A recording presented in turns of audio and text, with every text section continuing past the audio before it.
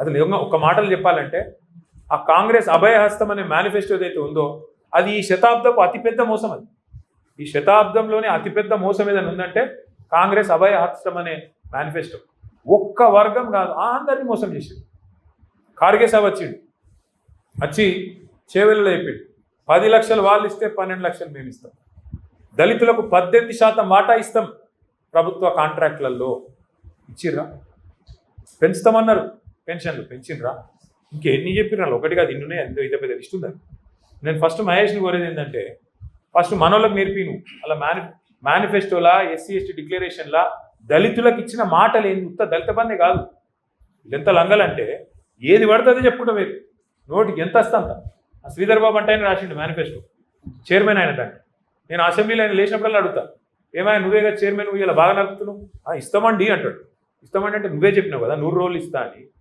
100 రోజుల్లో ఇస్తా, 6 అయినా ఇటు సూర్యుడు అటు పొడిచినా అని డైలాగులు కొట్టింటే ఏం కాదు. అందుకే అడుగుతున్నాం. 100 రోజుల్లో చేయలేదు కాబట్టి 600 రోజులు అయింది కాబట్టి అడుగుతున్నాం బరాబర్. అంటే వాళ్ళకు ఉక్రోషం వస్తారు. ఇక ముఖ్యమంత్రి ఏమని అడిగి మీరు చూస్తాను, ఆయన మాటలు, ఆయన పద్ధతులు. ఎవడన్నా అంటాడే ఊళ్ళల్లో ఆఖరికి పైసలు లేనోడన్నా మాట్లాడతారు అట్లా. లోపల బని పొక్కలున్న మీదికెళ్ళి మాత్రం తెల్లంగా వేసుకొని ఏం షాన్ మే ఫరక్ నీ అని అన్నట్టు ఉంటాం. ఎవడన్నా ముఖ్యమంత్రి నేను ఢిల్లీకి పోతున్నాను కలుపుతలేరు, చెప్పులు ఎత్తుకపోతున్నామో అని అపాయింట్మెంట్ ఇస్తలేరు, ఎవడన్నా అంటాడా? అరే ఇంత అన్యాయం మాటలు. ఇంకా ఘోరం ఏంటంటే, ఇంకా ఘోరం ఏం చేస్తారా? ఆయన గోసుక తింటారా? ఏమంటారు నన్ను గోసుక తింటారా అంటే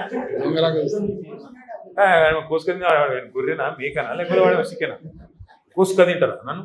ఏం చెప్తారు మీరు అంటే నేను గద్దె మీద కూర్చున్నా, ఇప్పుడు నన్ను ఏం బిక్తారు మీరు అంటూ. మరి ఏం బిక్తారు అంటే మరి పీకేది మనమే చూపెట్టాలి. రేపు లోకల్ బాడీ ఎలక్షన్ రానే వచ్చింది. అంటే ఆయన ధీమా ఏంది?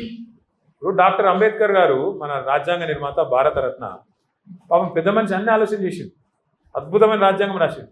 కానీ గిసొంటి లంగాలు ఉంటారని ఆయన కూడా ఊహించారు. గద్దెనెక్కినండి మళ్ళీ తిరిగి 5 ఏళ్ళ లోపల దించే అవకాశం లేదు. ఎక్కినానుకో కూర్చోవాలి, మళ్ళీ మనం దించాలని మళ్ళీ 5 ఏళ్ళు చూడాలి ఇంతదాకా. పాపం ఆయన కూడా పెద్ద మనిషి రీకాల్ వ్యవస్థ అని పెట్టలేదు. కొన్ని దేశాలలో ఉంది రీకాల్, అంటే ఇచ్చిన మాట నెరవేర్చకపోతే మళ్ళీ వెనక పిలుచుకునే అధికారం ప్రజలకు ఉంటుంది. గసొంటి వస్తే ఇటువంటి లంగాలు కూడా భయపడతారు. లేకపోతే ఏంటి, ఏమన్నా నన్ను ఏం బిక్తారు మీరు? ఏమనంటే కేసీఆర్ మీద బట్టగాలుస్తా, వేస్తా, తెల్లారలేస్తే డైలాగులు కొడతా, కేసీఆర్ని తిడతా, ఏమేమి మాటలు ఆయన ఇంటే ఆయన నోటికి మొక్కాలి. గుడ్లు వీకి గోటిలాడుతున్నాడు, మెడల పేగులు వేసుకుంటాడు, బట్టలు కూడా తీసి కొడుతున్నాడు. వీడు ముఖ్యమంత్రి. మళ్ళీ వానేమన్నా తిరిగితే నాకు బలపాటు. ఇదో పెద్ద కథ. మళ్ళీ వాడిని గట్టిగా ఏమన్నా అన్నా అనుకో, మా లచ్చనని అంటాడు, నువ్వు తిట్టకు సార్ అంటే. నేను తిడతలేనే వాడు చెప్పి నేను చెప్తున్నాను, నేను చెప్తున్నాను ఆయన భాషలో ఆయనకు అర్థమయ్యేటట్టు చెప్తున్నా అని చెప్తున్నా. ఏం చెప్పాలి మరిగా? ఇప్పుడు కుక్కగాడుకు చెప్పు దెబ్బ. మరి ఏం చేయాలి? నేను మాకు ఇష్టం లేదు తిట్టుడు, ఆ భాష ఇష్టం లేదు, కానీ తప్పలేదు. ఎందుకంటే ఆయనకు ఇంకో భాష అర్థమైతలేదు. నిన్న కూడా కేసీఆర్ తుంగతుర్తికి, కోదాడకు, సూర్యాపేటకు చివరి మడి వరకు నీళ్ళు ఇచ్చింది కేసీఆర్ కాళేశ్వరం ద్వారా. అది ఆయనకు తెలుసు, తెలియదని కాదు. కానీ ఎంత లంగా అంటే ఈయన వచ్చినాక 2 ఏళ్ళ నుంచి నీళ్ళు లేవు. అన్నీ తెలుసు, ఇది తెలుసు, అది తెలుసు. కానీ చర్చకు వస్తావా అంటాడు. మొన్న పోయినాం చర్చకు రమ్మండి, ఆడికెళ్ళి మళ్ళీ వీకెండ్ మళ్ళీ చర్చకు వస్తావా నిన్న డైలాగ్. ఏమనాలి? చర్చకు పిలిస్తేనేమో పారిపోతాడు బిరికి సన్నాసి. మళ్ళనేమో చర్చకు వస్తావా కేసీఆర్, నాగార్జున సాగర్ కట్ట మీదకి వస్తావా? మేమన్నాం ఇక రారాబాయి మరి మేడిగడ్డ బరాజ్ మీదకి రాయిగా ఆడిడేందుకు. మంచిగా ఉంది, అది కూలిపోలే. నువ్వు కూలేశ్వరం అని నీకు నెత్తి బాగలేక నువ్వు అంటున్నావు. కానీ నిన్నగాకమన్నా మా జగదీశ్వర రెడ్డి గారు వేయచ్చు మొత్తం మేడిగడ్డ బరాజ్ మీదనే కారు నడుపుకుంటా, ఒక ఇక్కడనే కుంగింది, ఒక ఈయనే నా కారు ఉంది చూడుండ్రి అనుకుంటా ఆయన ఇలా ఆడ పెడతాడు సూర్యాపేటలో. నేనేమంటున్నా అంటే ఇంత మోసం, ఇంత దగ ఒక దళితులనే కాదు, ఏ వర్గాన్ని విడిచిపెట్టకుండా అందరికీ. ఆడబిడ్డలకు చెప్పిండు నెలకు 2500 ఇస్తాను, ఎదురు చూస్తాను. 1,68,00,000 మంది ఆడపిల్లలు 18 ఏళ్ళు నిండిన వాళ్ళు ఉన్నారు రాష్ట్రంలో. వాళ్ళందరూ ఎదురు చూస్తాను, ఎప్పుడు వస్తాయి 2,500 వచ్చినాయా? 2,000 కోట్లు అన్నాడు, 42% రిజర్వేషన్కి ఇస్తా అన్నాడు. ఏది దిక్కులేదు. ఒక వర్గం కాదు, రైతులకు వెంటనే రుణమాఫీ అన్నాడు, 10,000 కాదు 15,000 ఇస్తా అన్నాడు, రైతు కూలీలకు ఇస్తా అన్నాడు, కౌలు రైతులకు ఇస్తా అన్నాడు. ఎన్ని మాటలు, ఎన్ని మోసాలు లెక్క పెడితే మొత్తం 420 ఉన్నాయి, కరెక్ట్గా 420. అందుకే నా ప్రార్థన మీతో, ముఖ్యంగా తమ్ముడు మహేష్తోని, మీ అందరితో, ఒకటి మీరు సమిష్టిగా కొట్లాడితేనే, మీరు గొంతిప్తేనే అడగంది అవ్వ కూడా పోవే పెట్టదు. మొదలు ఈరోజు మీటింగ్ తర్వాత నేను పార్టీ తరఫున బట్టి విక్రమార్క గారు, ఆయన ఇవాళ డిప్యూటీ సీఎం ఉన్నాడు, ఆర్థిక శాఖ మంత్రిగా ఉన్నాడు, వెంటనే లెటర్ రాస్తా, మీ రిప్రజెంటేషన్ తీసుకొని దాని మీదకెళ్ళే లెటర్ రాస్తా. దళిత బంధు సాధన సమితి అని చెప్పి ఇట్లా రాష్ట్ర వ్యాప్తంగా ఉద్యమాలు జరుగుతున్నాయి. మరి మీరు వెంటనే స్పందించి మీరు ఇచ్చిన హామీ ప్రకారం మొదలు ఇదివరకు ప్రభుత్వం విడుదల చేసిన పైసలు విడుదల చేయాలి, ఇన్స్టాల్మెంట్లు. రెండోది ఫ్రీజింగ్ ఎత్తేయాలి. మూడోది మరి మీరు ఇచ్చిన అంబేద్కర్ అభయ హస్తం మేనిఫెస్టో ఏదైతే ఉందో అందులో మీరే చెప్పారు 10 కాదు 12 ఇస్తాను. ఎప్పటి నుంచి చాలు చేస్తావు? ఇదివరకు ఇచ్చినవి ఎప్పుడు రిలీజ్ చేస్తావు? ఇవి ఎప్పటి నుంచి చాలు చేస్తావు చెప్పాలని అడుగుతాను. అట్లా ఆయనకి యాద్ చేస్తా. కేసీఆర్ ఉన్నప్పుడు 1022 గురుకుల పాఠశాలలు పెట్టినారు. ఇలా గురుకుల పాఠశాలల్లో ప్రతిరోజు ఒక చెడ్డవారు, ప్రతిరోజు ఫలానా కాడ పిల్లలకు బోసక్కగా లేక ఫుడ్ పాయిజనింగ్ అయింది, 30 మంది అస్వస్థత, 40 మంది ఇట్లా, ఇప్పటికి 100 మంది పిల్లలు చచ్చిపోయినారు, 1000 మంది ఇప్పటికీ ఆసుపత్రిలో పాలైంది. నీ పిల్లలకి ఇట్లా ఎత్తుకుంటావా రేవంత్ రెడ్డి అని నేను అడిగినాను కడుపుగాలి. నీ పిల్లలకు, నీ బిడ్డకో నీ మన్మన్కో ఇట్లా ఎత్తుకుంటావా? ఇదే తిండి పెడుతుకుంటావా? ఇవాళ సాంబార్ వాళ్ళకు వాళ్ళకి పైసలు ఇస్తలేదు. పెద్ద పెద్ద కాంట్రాక్టర్లకేమో పైసలు, వాళ్ళకు అలా ఫుడ్ పెట్టేటోళ్ళకి పైసలు ఇస్తలేరు గురుకులాలకు. నేను ఇంకొక మాట అడుగుతున్నా, 2 ఏళ్ళు అంటే 20 నెలలు అయింది దగ్గర దగ్గర. 20 నెలల్లో ఒక కొత్త స్కీమ్ చాలు కాలేదు, ఒకళ్ళకి రూపాయి ఇచ్చింది లేదు.